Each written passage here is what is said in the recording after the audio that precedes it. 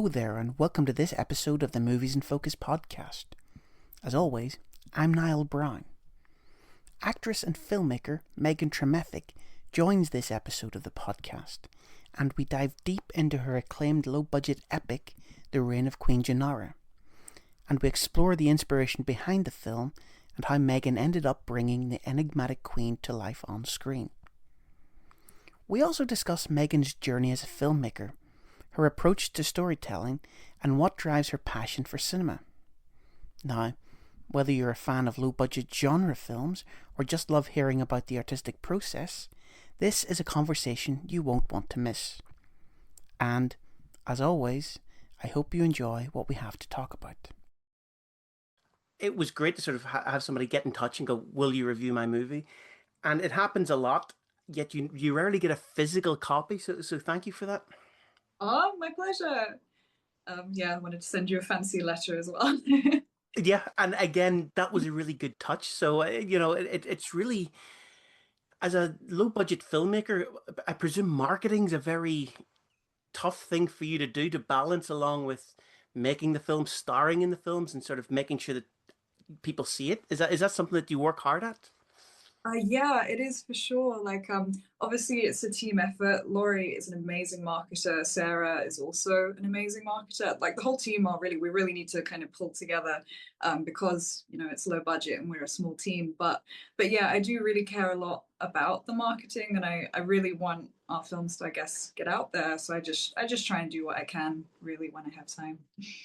So, I mean, just to backtrack a bit, and we'll talk about low budget filmmaking and what you guys do as well, because I think it's quite fascinating. But the Reign of Queen Ginnarra, how did it all come about? And yeah, talk me through the process from how you got involved and what it was like making it. Oh wow. Well, I was kind of somewhat involved from the beginning, really, because Laurie was working with a distributor at the time, to make this film in collaboration with them, and yeah, they wanted something a little grittier, than, say, for example, The Slave and the Sorcerer, which is another film of ours, another fantasy film, which is kind of polar opposite to Queen Ginnarra, really.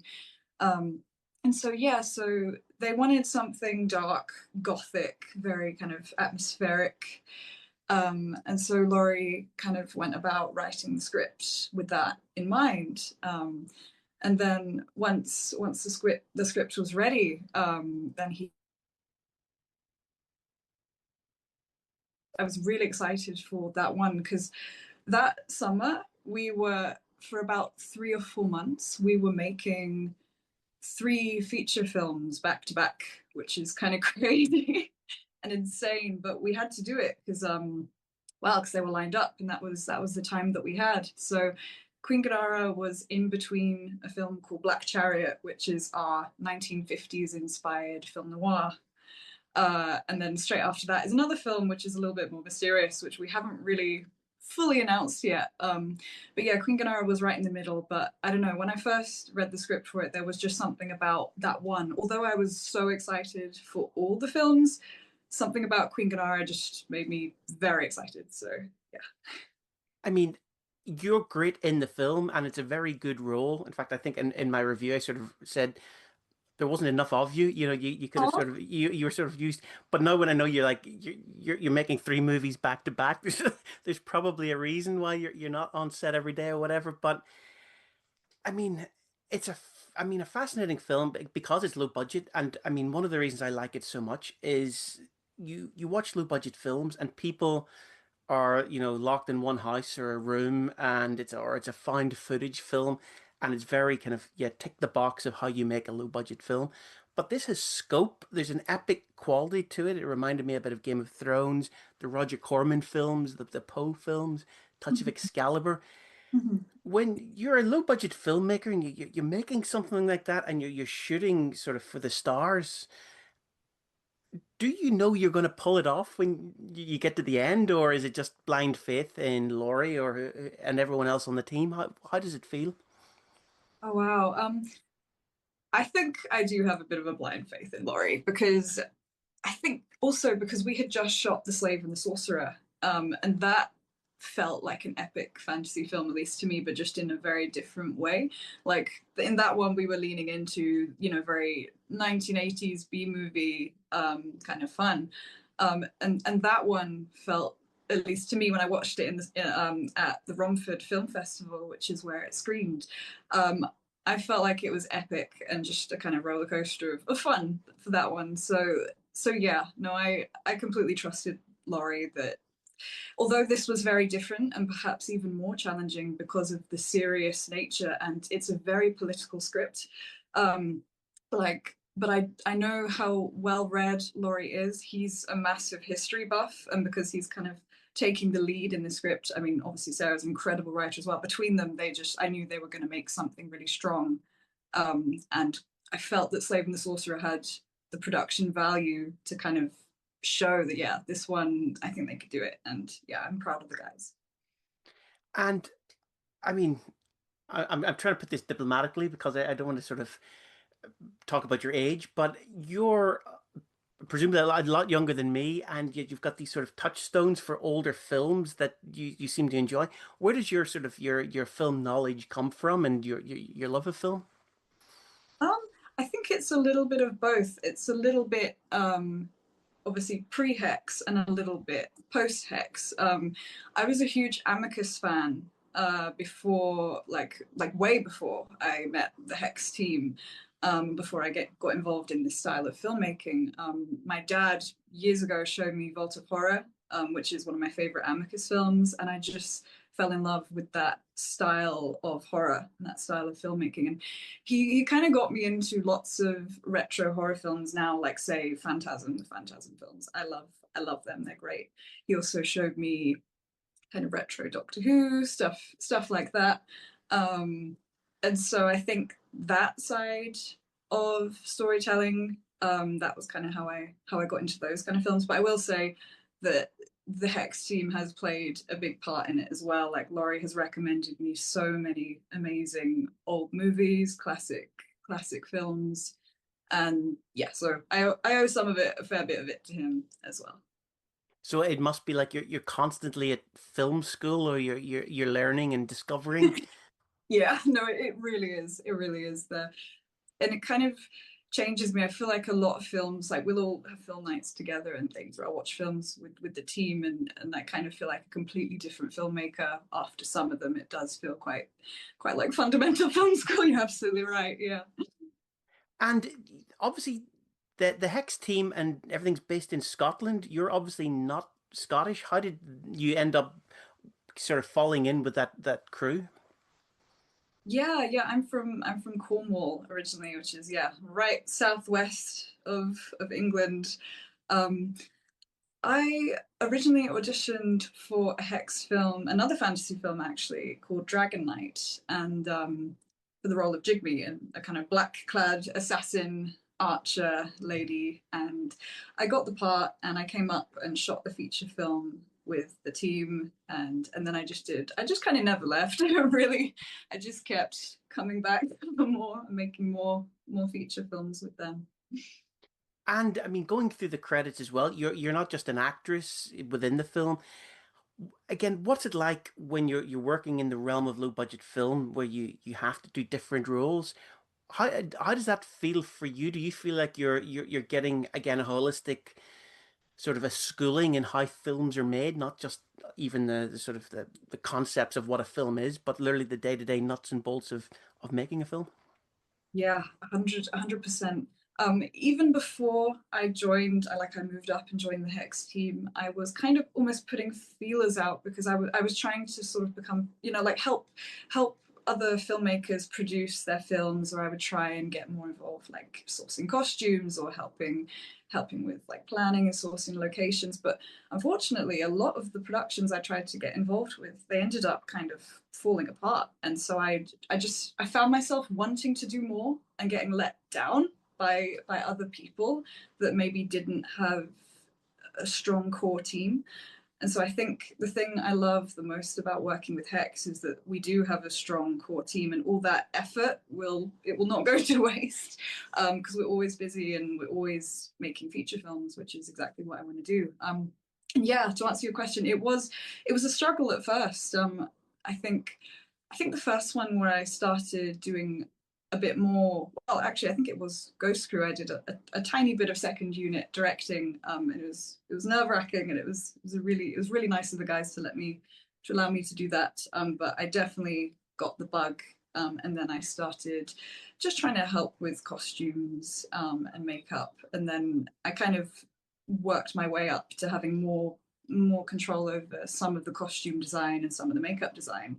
And now I'm like the makeup designer on Hex Films, and I wouldn't have it any other way, really. I think also because I'm quite an overthinker in my roles, but I find when I'm doing so many jobs and wearing so many hats that there is no time to overthink these things. And so by having 100 things going through my head, I feel more present when I'm actually performing. I'm more in the moment, and I feel better about my performances. So it's kind of a blessing.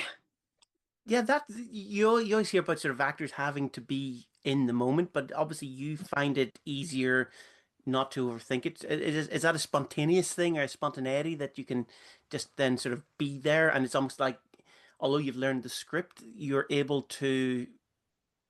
It's almost it's the first time you've thought of it. Is that what it is, or Absolutely. I think, at least for me as an actor, I don't want to pre-prepare how I'm going to react to anything in a scene, because you just don't know what the other actor, say if there's another actor or if it's a group of actors, you don't know what they're going to bring to the table. And so if you already have a preconceived notion about how you're going to perform a scene or what your reactions will be, then you're losing out on really being there with the other character, and it may not fit anyway. So yeah, no, I always want to be very in the moment and very present with the other actors. And a great actor who I recently worked with on In the Grip of excuse me, In the Grip of Terror, the Amicus film that we are making, and it's just being released now. Actually, Jonathan Hansler was my main scene partner in my segment, and he's just incredible. He's a really giving actor. He I believe he practices Meisner as well, which is a very useful acting technique for being in the moment with other actors. And yeah, I had a blast working with him because he's very present, he's very giving, and I feel like we became very, very in tune with each other throughout the shoot. Yeah, it was great. and obviously there's a core Hex team, and presumably now Amicus. Do how many other actors come in, or is there like you know, a normal casting group, a central group? What and if so, what's the benefit of working with people repeatedly, and what's it like when people parachute in and sort of join your little conclave? Mhm. Yeah, we're almost like a repertory theatre company, but for film. Yeah, like we've got, say, Dorian Ashbourne, one of our leading men. We've got Navarro Ramon, another of our leading men. We've got Sam Macmillan. Um, there are three young male leads, and honestly, it's a lot of fun working with them. Obviously, they're our friends, but it's fun seeing them in such different roles. Like one day, say in Black Chariot, there'll be gangsters, like young kind of urchin gangsters from the 1950s in Scotland, and then someone will be a monk. And another day in the Reign of Queen Ginnarra, another one will be a prince or my son, for example. Um, it's fun working with the same actors because you build rapport with them, and you just get on with them. But it's really refreshing getting to see them so differently, and they all have so much range anyway. So yeah, I enjoy it. And then it's just nice to work with your friends, you know. And sort of touching sort of on the same concept, you have these films where you're making one, you've got another one lined up, and then you're moving on to the next. How does that work on a logistical level? We'll begin with that, and then I'll ask you a couple more questions about that. So, what's it like when you've got like three movies lined up? How does that work for you and logistically and set wise, that sort of thing? Um, do you kind of just mean like in terms of like scheduling it and Yeah, yeah. Yeah, well, we have our amazing production manager, Tom Staunton. He's often also assisted by Sarah Daly, who's co-owner of the company. Laurie also plays a big part in kind of managing everything. To be honest, we just have to kind of pull together, and then however many weeks we have of pre-production, everybody that can will just pull together and come in and just work like a maniac. We also have an amazing art director called Kaz Paul. He will help design the sets with Laurie's brief and help paint the sets or make sets.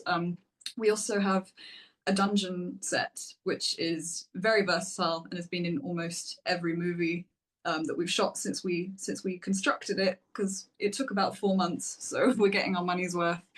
And yeah, we just tend to use what we have and renovate it to reflect each film. But it is a lot of mad scrambling to get everything done in time, but it always comes together, thankfully. And how long would like a shoot be for one of your films? Presumably they sort of they change depending on what it is, but on average, how many days do you have to make something? Ooh, that's quite tricky actually. It can be really hard to tell because sometimes we will do a film in say 2 week blocks. I'd say it's usually about a month per film, but that can really change. It also depends on the scale of films. We have a new kind of mini collection of us called the B Team, which is like a like, well, it's our joke. We call Hex Studios or British Horror Studio the A Team, and so we are the B Team. It's a group of production assistants and people who play slightly smaller parts but essential parts on the A Team, which is Hex.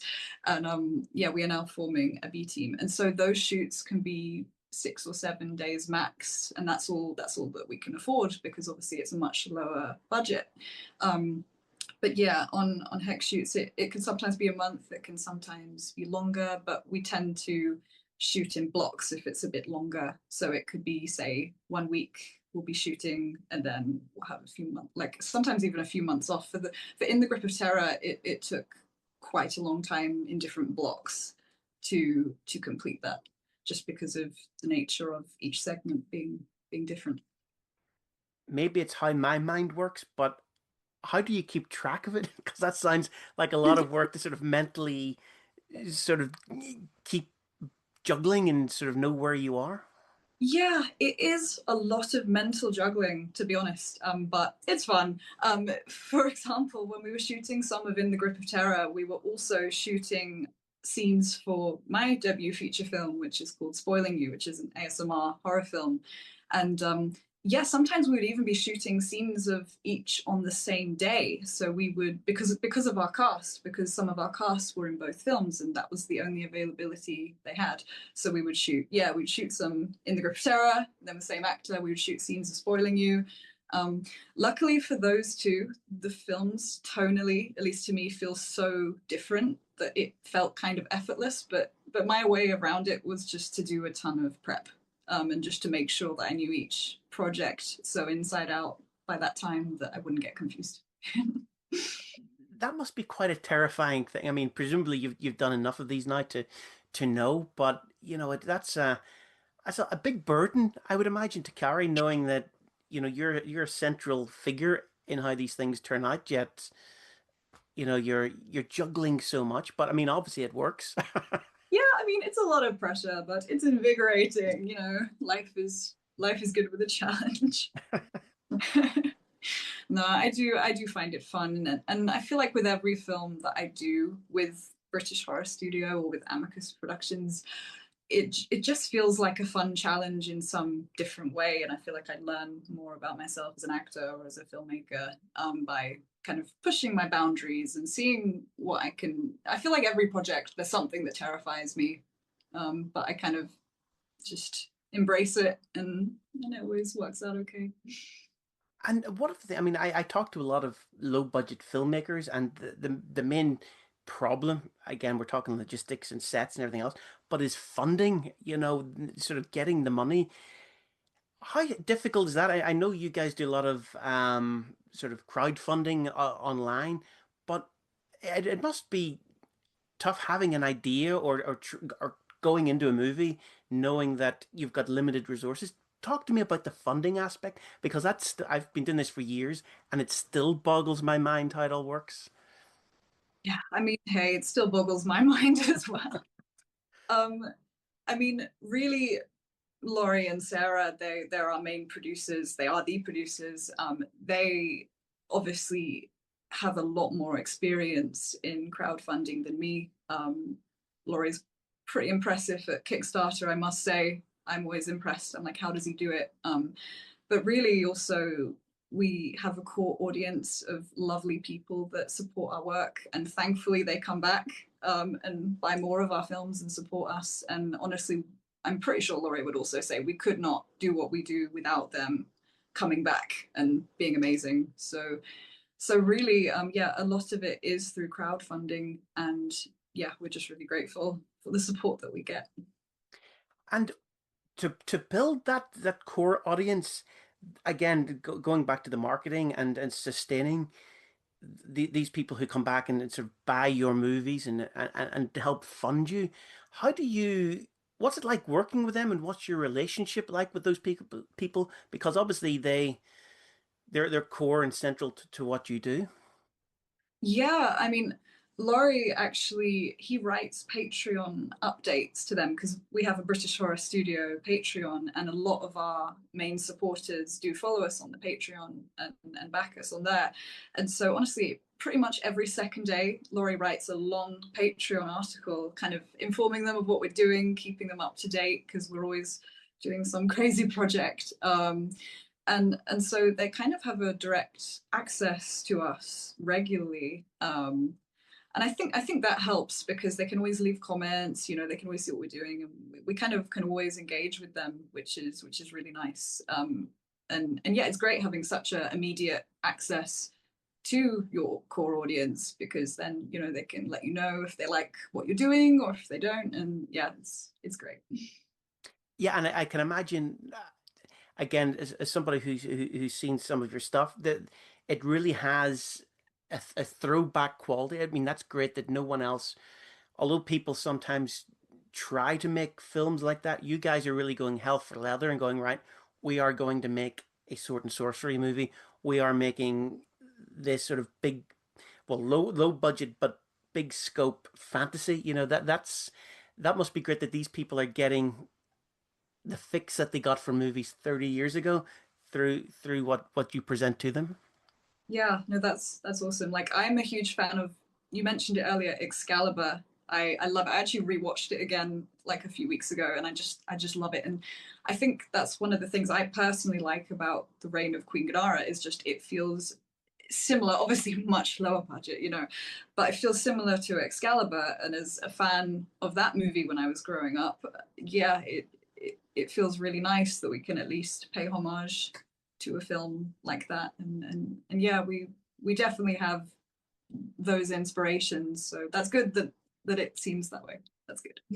No, it is. I mean, and that is what's so good. You do wear your sort of what inspires you on your sleeve, but again, you're doing it through a low budget sort of filter, but the quality and the craftsmanship I think does shine through, which is something I sort of said in my review. Oh yeah, thank you so much. No. And just sort of drawing things to a close, what is next? Obviously, you've probably got 400 things lined up. So what's coming out and what stages are you at? Are you at with everything that you're working on? Oh gosh, well, currently, as in earlier today, I've been editing my feature film, which I mentioned, spoiling you. So that is in post production, and the edit is very nearly finished, which is exciting. In the Grip of Terror is about it's kind of it's been released to our Kickstarter backers, but we're working on a full release, which is really really exciting. It's also going to be screening at Rilla Thriller in Rill in Wales in late August, which is really exciting. Oh gosh, I feel like there's so much, but I think those are the main things. Black Chariot is also in post production at the moment, which is our film noir. Yeah. That is a lot to have coming down the pipeline. Yeah, there are way more than that. Oh gosh, no, I almost forgot. Oh my goodness. So our B Team feature film, our first feature film as the B Team group, um, is about to have a Kickstarter. It's currently just about to be launched. And so yes, if anybody's watching this that would like to know more about our 90s horror-inspired feature film by the B Team called Mr. Whispers, then you can hit the notify me on launch button on Kickstarter, and I will get you a link. Well, So, Megan, we will leave it there, but thank you for your time today. oh, thank you so much for having me. I hope you've enjoyed this episode of the Movies in Focus podcast. You can download it wherever you get your podcasts, and I hope that you tell your friends about it. That's it for this time, and I'll see you at the movies.